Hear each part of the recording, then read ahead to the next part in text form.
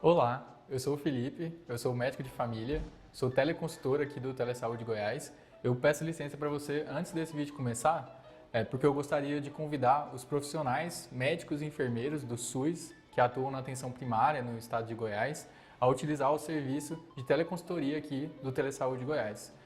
A nossa equipe de teleconsultores ela pode te ajudar a tirar dúvidas de casos atendidos na rotina e do seu serviço e sugerir conteúdo atualizado sobre os mais variados temas aí no contexto da APS.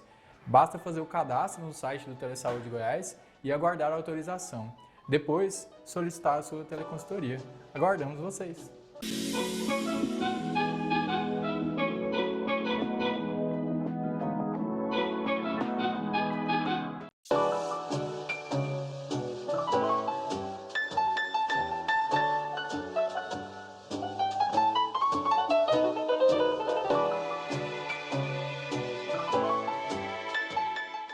Olá, olá para todo mundo. Eu sou o Arthur, eu sou médico de família e comunidade, sou professor universitário também e fui convidado para falar sobre um tema que eu gosto bastante, que é muito relevante, muito prevalente no ambiente da atenção primária à saúde, que é a dor no ombro. Então, esse é um espaço para que a gente possa discutir sobre a abordagem da dor no ombro no contexto da atenção primária à saúde. Quando a gente fala sobre dor no ombro, acho que uma primeira pergunta que pode surgir é por que que isso é importante no contexto da atenção primária? Então, eu tentei trazer aqui alguns elementos que eles podem ser convencedores de quem ainda não tiver sido convertido para o lado da atenção primária à saúde de qualidade, que é, primeiro, a alta prevalência na população brasileira. Então, quando a gente fala de dor no ombro, não é algo raro, é algo muito prevalente, é algo que a gente vai encontrar, seja numa unidade básica de saúde ou em outro ambiente de atenção primária também. Outra coisa é que a dor no ombro, ela faz parte da principal categoria das doenças relacionadas ao trabalho, que seriam a categoria no caso da dor em membro superior. E quando a gente pensa em doenças relacionadas ao trabalho, a gente não está pensando apenas em algo que é voltado, por exemplo, para um ambiente pericial ou de medicina do trabalho, já que grande parte da classe trabalhadora vai frequentar a atenção primária à saúde. Então, é o nosso público-chave. E, por fim, o fato de que, nos casos de dor no ombro, o diagnóstico realizado por meio de história clínica e no exame físico, ele é predominante na maioria dos casos. Então, a maior parte dos casos de dor no ombro, no nosso contexto de atenção primária à saúde, ele não vai precisar de um exame de imagem, por exemplo, ainda mais de um exame de imagem de difícil acesso, para que você tenha um diagnóstico. Isso possivelmente vai ser mais necessário em contexto de atenção secundária, atenção terciária, de forma geral, na atenção especializada à saúde. Entendendo que falar sobre dor no ombro é algo importante no contexto da atenção primária, eu também queria saber como é que isso se relaciona com uma atenção primária à saúde de qualidade. E para isso, nada melhor do que lembrar dos atributos. Na atenção primária, se a gente fala dos atributos essenciais, a gente está falando de acesso. Então, ofertar acesso para quem tem qualquer tipo de condição é primordial na atenção primária. A gente não quer uma atenção primária que seja unicamente encaminhadora. A gente quer que encaminhamentos aconteçam, referenciamentos, melhor dizendo, aconteçam, mas que sejam referenciamentos de qualidade, referenciamentos oportunos e realmente para dividir o cuidado quando necessário. A longitudinalidade também é outra questão. A gente não atende apenas o seu José, que é hipertenso. A gente atende o seu José, que ele pode ser hipertenso, mas que ele era casado, ele pode ter ficado viúvo, pode ter se separado, que tem filhos, não tem filhos, que teve um episódio depressivo ou não, que teve dor no joelho, teve dor no ombro também, porque trabalha com alguma atividade que demanda a elevação constante do membro superior. Então, a dor no ombro vai aparecer aqui. Por fim não, perdão, mas a coordenação do cuidado também é outra coisa essencial. A gente precisa de um cuidado bem coordenado para que a gente consiga referenciar para outros níveis de atenção e para outros entes da equipe multiprofissional. E, claro, a integralidade do cuidado, que com certeza a gente precisa ofertar na atenção primária à saúde. Então, quando a gente consegue se convencer, entender que falar sobre dor no ombro é muito importante por conta da sua prevalência, porque é algo para ser manejado na atenção primária, porque se relaciona com os atributos da atenção primária, eu acho que a gente pode aprofundar e falar que abordar dor no ombro na atenção primária à saúde é lutar por um SUS cada vez mais forte. Eu peguei, inclusive, essa logo que vocês conseguem ver, que é de um prêmio oferecido pelo COSENS, pelo Conselho de Secretários Municipais de Saúde de São Paulo, que é o prêmio APS Forte para o SUS, ou seja, o acesso universal no Sistema Único de Saúde e a luta por um SUS cada vez mais forte, ele passa por uma atenção primária também qualificada e cada vez mais forte. E é claro, falar sobre dor no ombro, a gente está falando de princípios finalísticos do SUS. A gente quer que essa pessoa tenha universalidade no acesso, a gente quer que qualquer indivíduo, família, grupos étnicos, comunidades tenham acesso à integralidade do cuidado, independente do nível de atenção. A gente quer que esse cuidado seja oferecido de forma equânime, né, através de equidade. Então, falar de dor no ombro é lutar por um SUS cada vez mais forte também, tá certo? Convencendo, espero que tenha convencido vocês, a gente vem para o tema em si, que é como abordar essa dor no ombro. E para isso, eu já quero começar falando para vocês que nessa apresentação, por questões materiais, estratégicas, eu pensei em não falar sobre o exame físico. E nesse momento pode ser que isso seja um pouco frustrante, porque a grande parte das pessoas que trabalham na atenção primária pode ter dúvidas sobre o exame físico, mas fique tranquilo. Alguns vídeos muito relevantes que aprofundam sobre a finalidade de cada exame físico, que mostram sensibilidade, especificidade, acurácia de forma geral, eles já existem no YouTube, por exemplo. Eles são de acesso público, gratuito, e eu vou pedir para a equipe do Telesaúde deixar os links aqui na descrição desse vídeo. Então, a ideia é que a gente consiga falar sobre como abordar dor no ombro e que qualquer dúvida que você tenha sobre o exame físico, você acesse nesse mesmo vídeo nos links que nós deixaremos. Então, por isso, eu não vou falar sobre o exame físico em profundidade, mas eu vou mencioná-lo e haverá esses vídeos aqui para que vocês possam acessar. Quando a gente fala sobre a abordagem na dor no ombro, isso me lembra um pouco a abordagem de lesões dermatológicas, no sentido de que não existe uma única abordagem e que geralmente as melhores abordagens são abordagens mistas, que a gente utiliza estratégias diferentes. Por isso, eu gostaria de falar para vocês que uma abordagem muito válida para a gente colocar nas nossas caixinhas mentais é pensar na abordagem por padrões. Então, vou pensar assim, existem 4 tipos de dor no ombro. Tem a dor que vai acontecer na região anterolateral do ombro, tem a dor que vai acontecer na região posterior do ombro, tem aquela dor que ela é mal localizada, que a pessoa não consegue definir exatamente onde é, e tem um grupo diferente que é a dor relacionada a traumas. Essa abordagem, ela parte de princípios anatômicos, e por isso eu passarei algumas vezes aqui por imagens anatômicas para que elas façam sentido. Então, esse aqui é uma abordagem que a gente pode utilizar, a de padrões. Uma outra abordagem é a gente pensar nas principais causas de dor no ombro. Então, assim, quando eu tenho padrões, isso é muito legal porque faz a gente lembrar de mais hipóteses diagnósticas.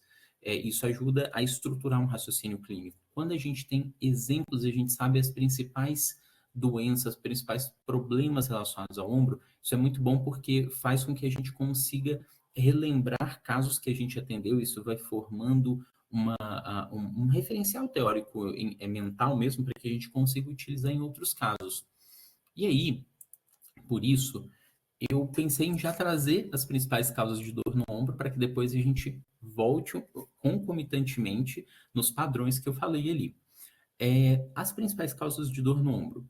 Muito possivelmente você que está vendo esse vídeo já deve ter ouvido falar sobre manguito rotador em algum momento.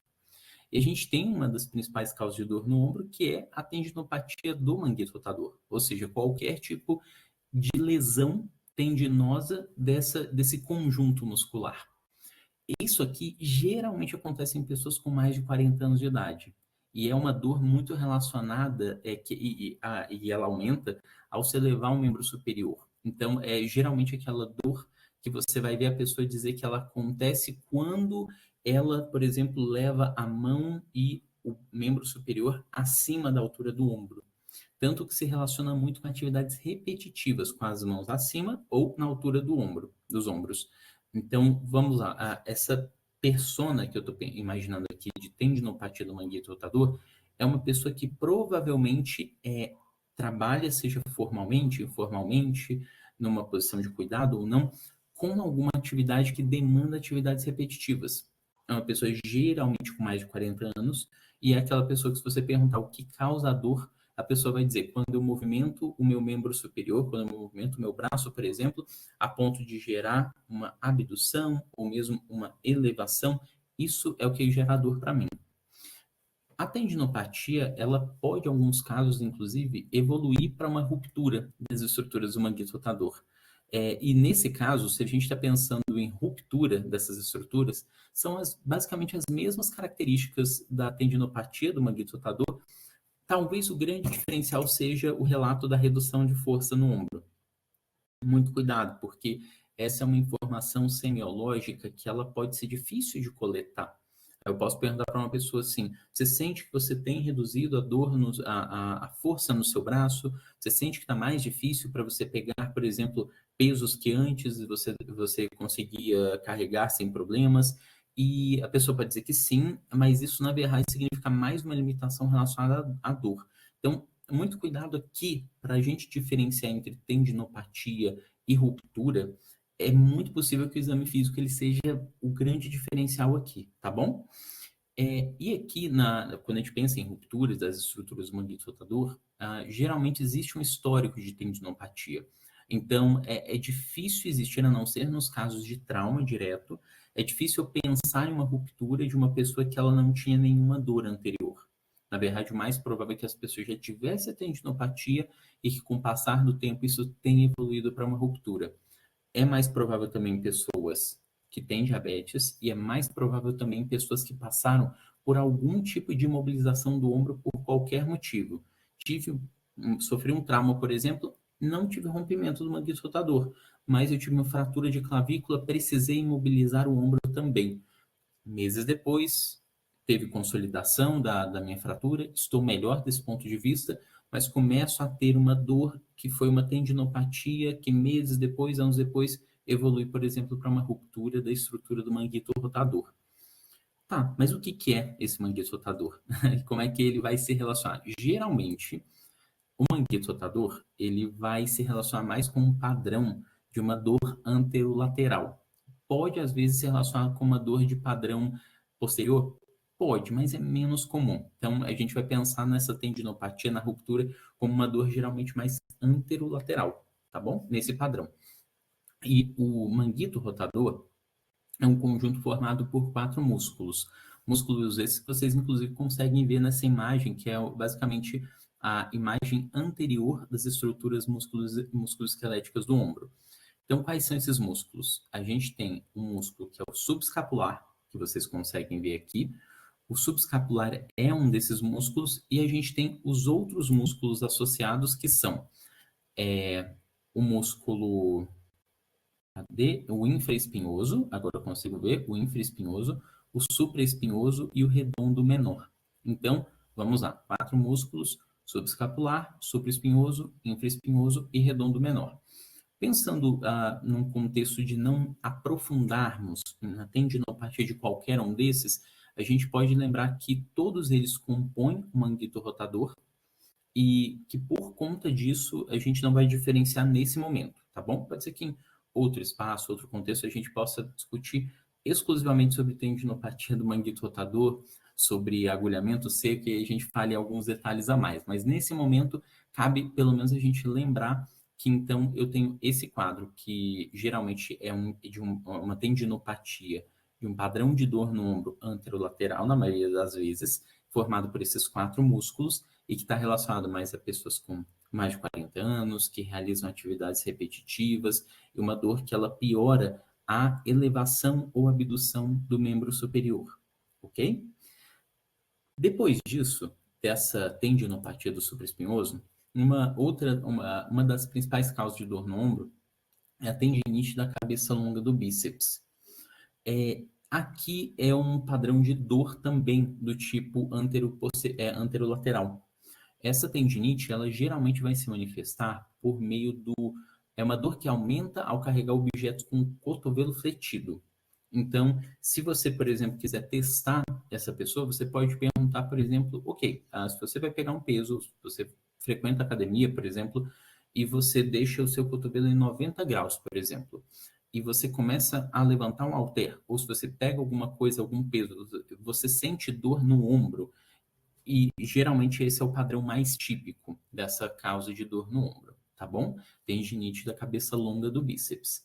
Uma outra causa bastante frequente, e aqui mais voltada para pessoas geralmente acima de 50 anos, 60 anos de idade, é a osteoartrite da articulação acromioclavicular. Essa osteoartrite tem uma particularidade em que a dor, além de ser localizada na articulação acromioclavicular, ela também costuma ser reprodutível à palpação. Eu apalpo a região e a pessoa sente dor exatamente naquela região. E também é uma dor que geralmente está relacionada, aqui um erro da minha parte, tá? Ela está relacionada tanto à abdução, mas também à adução do braço, tá bom? Então não apenas a abdução, mas a adução do braço também. Então, e sobre essas duas causas de dor? Onde elas estão? Vocês conseguem perceber o tendão da cabeça longa do bíceps bem aqui onde vocês seguem inferiormente o bíceps e vocês vão superiorizando até chegar no tendão da cabeça longa do bíceps. Então, se eu tenho uma tendinopatia nessa região, é muito fácil eu entender que, por eu estar numa visão anterior, essa dor ela provavelmente terá um padrão anterolateral também.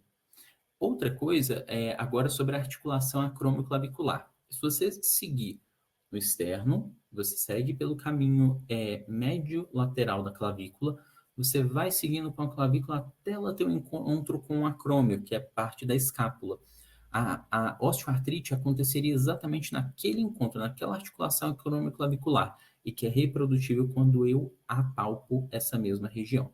Tudo bem? Então, também estamos falando sobre causas que têm um padrão de dor geralmente anterolateral também. E aqui eu quis colocar um grupo bem diferente, que é a da síndrome do impacto. Por que eu quis colocar separadamente? Porque essa provavelmente é a causa mais comum de dor no ombro na atenção primária à saúde. E esse aqui geralmente é um quadro atribuído à compressão das estruturas do manguito rotador, só que pela articulação glenohumeral. E olha só que curioso, a tendinopatia do manguito rotador, que eu mencionei há pouco, ela geralmente está relacionada à síndrome do impacto. Então, se eu, por exemplo, fosse chutar a causa de uma dor no ombro, eu diria que o mais provável é uma síndrome do impacto que está causando uma tendinopatia uma tendinopatia do manguito rotador. Isso se a gente fosse simplesmente chutar, se a gente pensar apenas epidemiologicamente, isso seria o mais comum. Então, para isso, quero lembrar aqui para vocês, o nosso caminhar. Por isso eu vou voltar aqui nos slides, tá bom? Então, vamos lá. Nessa abordagem, o que nós conversamos aqui, existem padrões, e eu acredito que tenha ficado claro para vocês que o padrão que parece ser mais frequente é de dor na região anterolateral do ombro. E é interessante porque quem frequenta a atenção primária à saúde, quem atua na atenção primária à saúde, acho que vai perceber isso com uma certa facilidade. Vai começar, se não percebeu até agora, ou então começar a se atentar agora, vai perceber que a maioria das vezes é uma dor realmente na região anterior e lateral. Dores na região posterior, elas são um pouco mais incomuns. Podem acontecer, mas elas são um pouco mais incomuns. E outra dor que pode acontecer seria uma dor mal localizada. Ela pode ter origem, por exemplo, externa ao ombro. Então, pode ser uma dor referida, por exemplo. Como também a gente pode estar falando sobre quadros bastante variáveis, inclusive de dor miofacial, às vezes. E aí a gente entraria numa outra seara, não é o nosso caso aqui.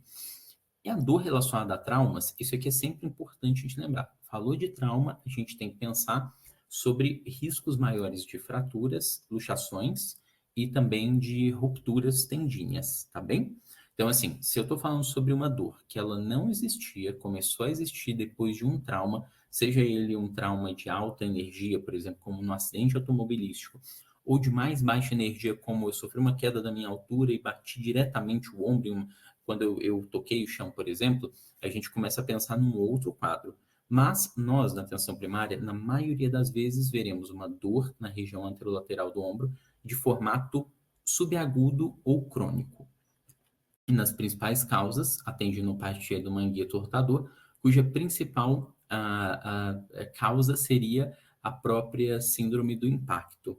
A ruptura do manguito rotador, que pode acontecer, mas geralmente é de uma pessoa que já tem tendinopatia do manguito rotador há muito tempo, ou tem diabetes, ou teve o ombro imobilizado por algum motivo, e que tem redução da força no ombro. E a gente percebe por onde passa aqui a estrutura do subescapular, onde vocês estão vendo, a articulação glenohumeral, ela fica exatamente na região mais superior e medial agora do húmero. Essa articulação, bem ali perto onde está a bursa subacromial, ela pode acabar comprimindo, dependendo se ela tiver algum tipo de instabilidade, alteração biomecânica, levar a uma compressão crônica ou recorrente das estruturas do manguito rotador e, consequentemente, gerar essa tendinopatia. E aqui, só reforçando com vocês percebem que tem a bursa subacromial pouco acima do tendão do supraespinhoso. E nós temos a tendinite da cabeça longa do bíceps, osteoartrite da articulação acromioclavicular, também mais comumente relacionadas em contextos da atenção primária à saúde. Lembrando, gente, estamos falando sempre num contexto de atenção primária.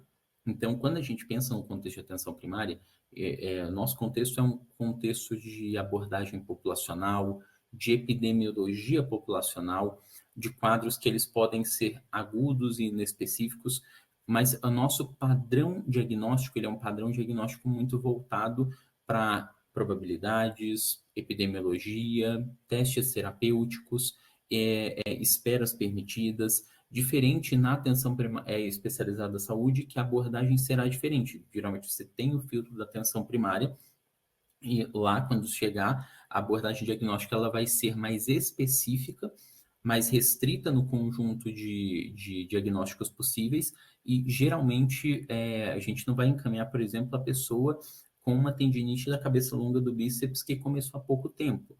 A gente vai encaminhar muito possivelmente uma pessoa que teve ruptura do manguito rotador, por exemplo. Bem, a partir disso, uma outra questão é a gente falar sobre os exames de imagem. Uma conduta que eu já reproduzi quando tinha acabado de me formar e que eu já vi muitos colegas também fazerem, é a abordagem que é a seguinte: como eu não sei exatamente o que é a dor no ombro, então eu sequer vou avaliar essa pessoa, não vou fazer exame físico, eu já vou pedir um exame de imagem, geralmente ultrassonografia, que é mais acessível no meu contexto, e vou esperar o resultado. A partir do resultado eu vejo o que eu faço. Se por acaso vier uma tendinopatia, eu acho que é caso de anti-inflamatório. Se a pessoa continuar com dor, eu encaminho para ortopedia ou para outro serviço, por exemplo. Não é o que a gente quer aqui, tá bem? A gente quer ser bem resolutivo. E a resolutividade, ou melhor, uma curiosidade, se vocês procurarem no dicionário, resolutividade não existe, a expressão que seria adequada seria resolubilidade. Então, a resolubilidade na atenção primária, ela acontece de acordo com alguns princípios estratégicos, inclusive do SUS está de acordo com isso. Então, não é o que a gente quer, a gente não quer essa abordagem, a nossa abordagem é pensar em padrões, em causas mais comuns de dor no ombro. A partir disso, realizar os exames físicos necessários, e para isso, lembrando, não estou falando dos exames físicos aqui, mas haverá na descrição desse vídeo uma série de links que vocês podem pesquisar, tá bom? Em que vocês verão formas estruturadas de fazer esses exames físicos. E, caso necessário, faremos os exames de imagem. Mas olha só, gente, raramente vai mudar, um exame de imagem vai mudar a conduta diante de uma pessoa com dor no ombro no contexto da atenção primária. E Então, assim, a gente já está falando de uma exceção no sentido de que não vai mudar a nossa conduta.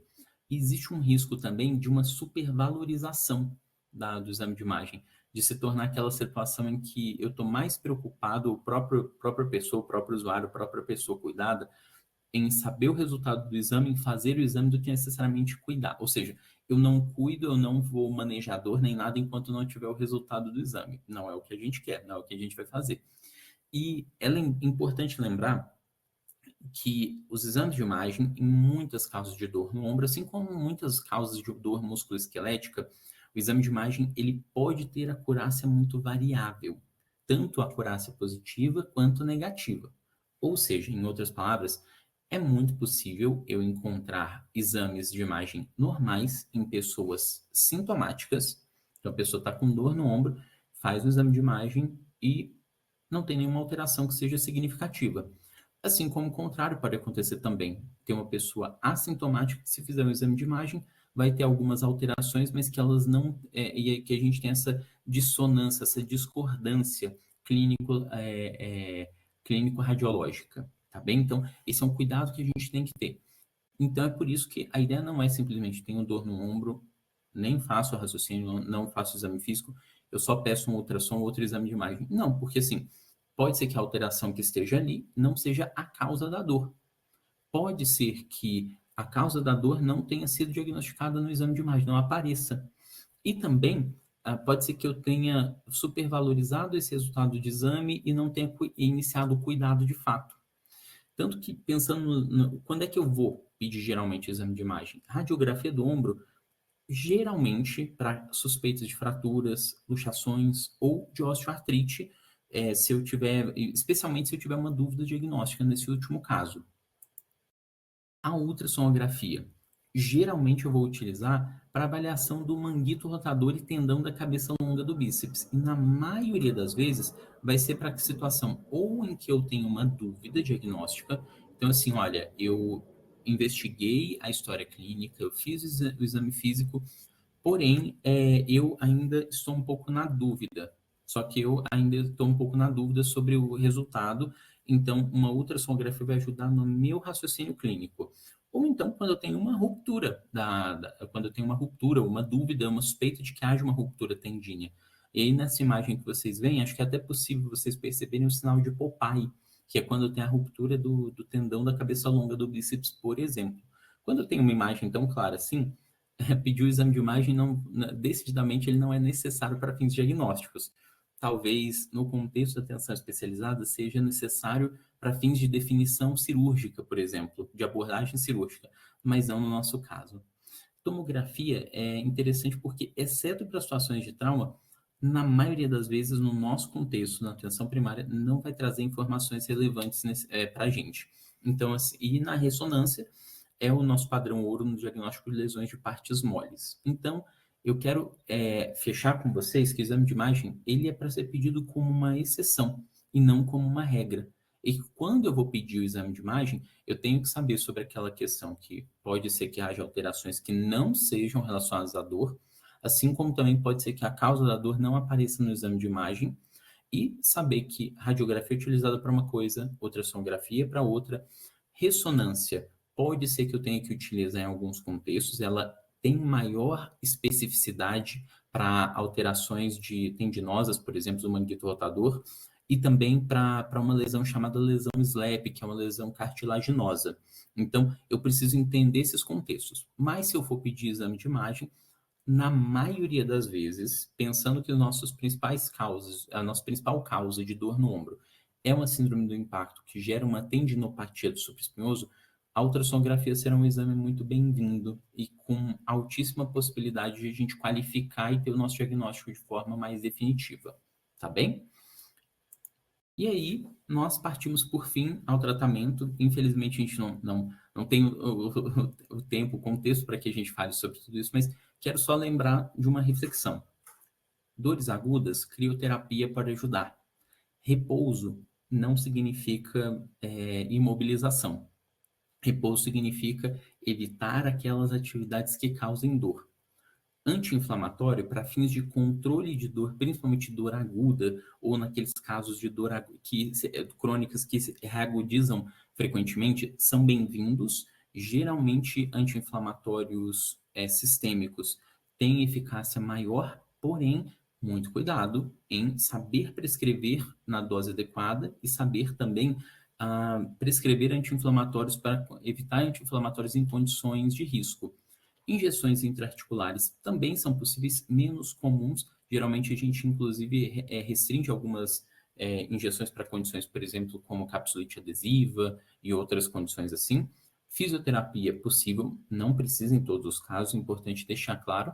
E lembrar que apoio matricial, encaminhamento para outros níveis de atenção também é cuidado. Então, cabe a nós, enquanto profissionais, no meu caso, né, profissional médico da atenção primária à saúde, entender que, em alguns casos, eu preciso, com certeza, do apoio de outros níveis de atenção e saber de forma qualificada quando encaminhar e quando não encaminhar, que seria a maioria dos casos, tá bem?